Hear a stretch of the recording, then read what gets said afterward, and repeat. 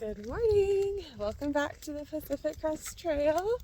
It is July 30th today. We're getting close to White Pass in some of the most beautiful area of the Pacific Crest Trail in the Goat Rocks Wilderness. Here's Chloe. Here's a view. It's pretty awesome. If you're new here, my name is Suzanne. I'm the writer and photographer for the blog Barking and Barkers, and we are documenting our pet-friendly journey north along the PCT. We camped in this valley last night. Oh, there's people. One second.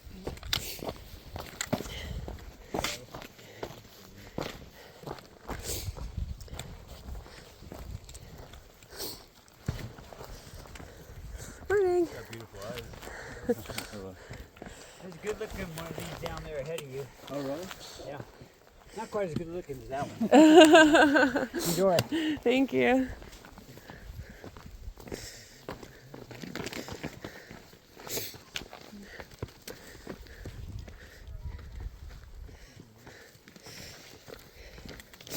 All right, and we're back. So, everyone compliments Freya's eyes when they're walking by, and Chloe's always a little bit jealous because she has brown eyes, but nobody ever compliments her. But they do compliment her brindle a lot, so that's good.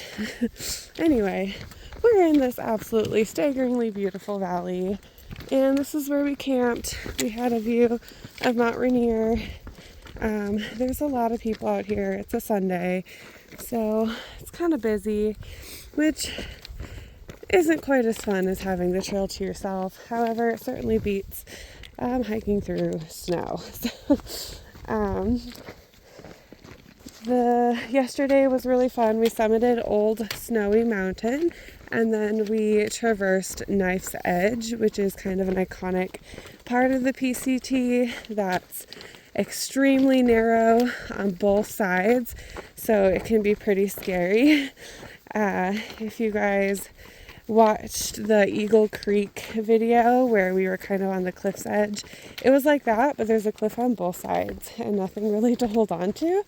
So, and it was a lot longer of a traverse than we thought it would be, because we figured we'd summit and then find a place to camp. But you know, it worked out where we have 15 miles to walk this morning, and we will get to town in time for lunch. Whoops. And that'll be good. So, there's Rainier again. Yeah, we'll be good. But that was an unexpected long traverse along Knife's Edge, and it is a little bit scary with dogs, because there's animals like sheep and marmots, and if your dog has any kind of prey drive, it can be really scary. So we had a couple moments where we slipped, but they did amazing, and they listened really the best that they could in that kind of environment. So added challenge, marmots. So that was good. And that brought us to where we camped last night, which was a staggeringly beautiful view right in the valley with a stream below us. And we woke up and saw that beautiful Mount Rainier in the sunrise. And I borrowed Seth's phone for a couple of pictures because it was beautiful. So yes, White Pass today. We'll get some pizza. Pretty excited about that. The dogs are doing awesome, even though we had some pretty sharp rocks and just kind of a really long day yesterday. Their paws were perfect last night. Chloe's halter D-ring broke, so now she's clipped onto like the handle of her halter, and we don't mind it.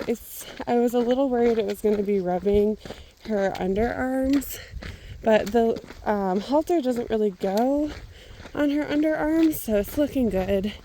She's pretty much hairless in her armpits right now too, and I'm not exactly sure why, if it's just how much walking we're doing, because there's nothing rubbing. So I think it's just her legs rubbing against her body that's like pretty much de-haired her. But it's not red, it doesn't look painful, nothing like that. So that's really good.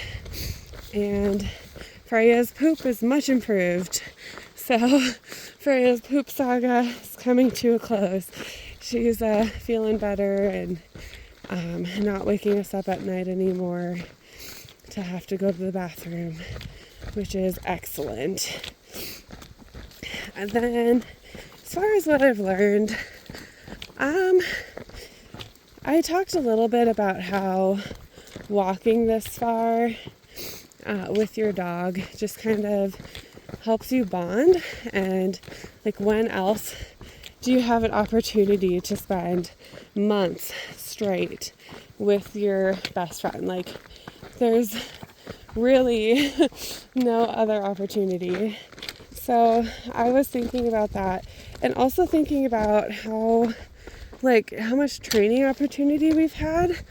So I feel like their prey drive, oh, there's a huge group of people up here, has gotten a little bit worse on the trail. I'm not sure exactly why, but I also feel like we've been training their heel, and Chloe's walk behind me and her ignoring other dogs, and that's come a long way. So that's kind of what I've learned is you're spending all this time bonding and you can spend all this time training.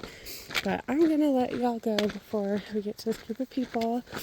I hope you guys have many happy tails and happy trails, and I will check in again after White Pass. Cheers.